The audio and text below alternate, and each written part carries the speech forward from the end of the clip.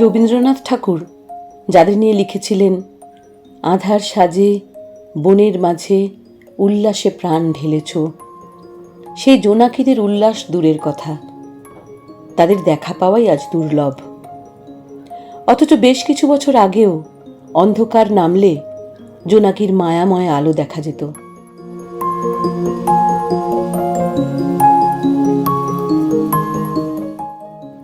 জোনাকিবিহীন রাত্রি চোখে আঙুল দিয়ে বুঝিয়ে দেয় আমাদের বাস্তুতন্ত্র ভালো নেই।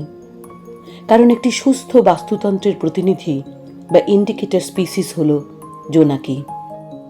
জোনাকিদের স্নিগ্ধ উত্তাপহীন আলো তৈরি হয় তাদের শরীরে জৈবদ্যুতি বা বায়োলুমিনেসেন্স পদ্ধতিতে।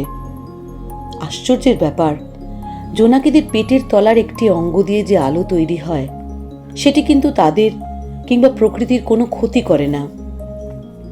একটি মোমবাতিকে জোনাকি আলোর মতো আলো পেতে তার তুলনায় ৮০,০০০ গুণ বেশি তাপ বিকিরণ করতে হয়। কত সামান্য তাপ বিকিরণ করে জোনাকি স্নিগ্ধ উজ্জ্বল আলো দেয় তাই এই তুলনায় বোঝা যায়।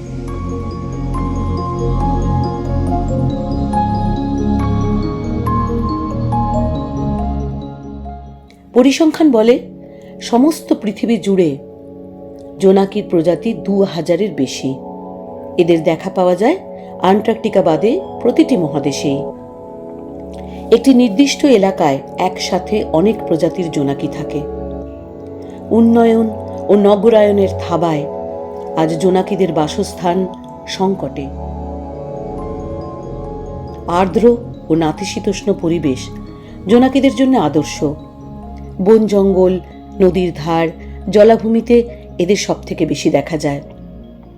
আগে ক্ষেত খামার এমনকি শহরে জোনাকি দেখা গেলেও এরা দ্রুত হারিয়ে যাচ্ছে এখন। জোনাকিদের জীবনের অধিকাংশ সময় কেটে যায় লার্ভা অবস্থায়।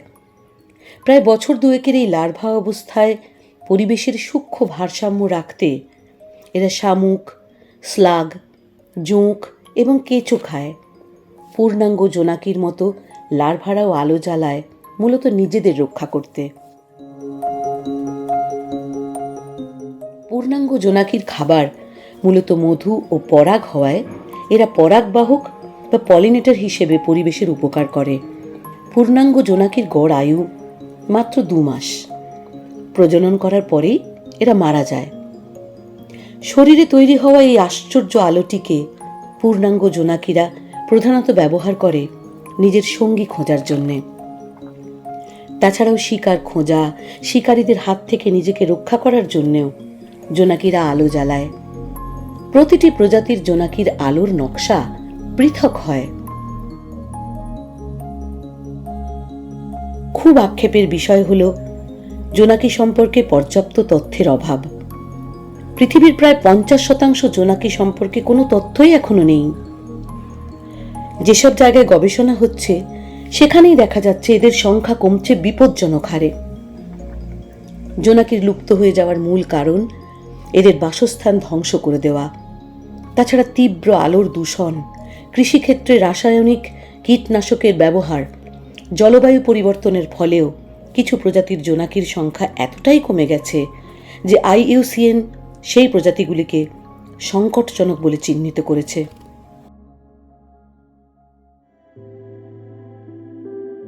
জোনাকি একটি সুস্থ প্রাণবন্ত বাস্তুতন্ত্রের প্রতীক। তাই আসুন আমরা সবাই একটু খেয়াল করি আশেপাশে জোনাকির দেখা পাচ্ছি কিনা, এবং সেইভাবে পরিবেশকে রক্ষা করতে আরেকটু দায়িত্বশীল ও যত্নবান হই।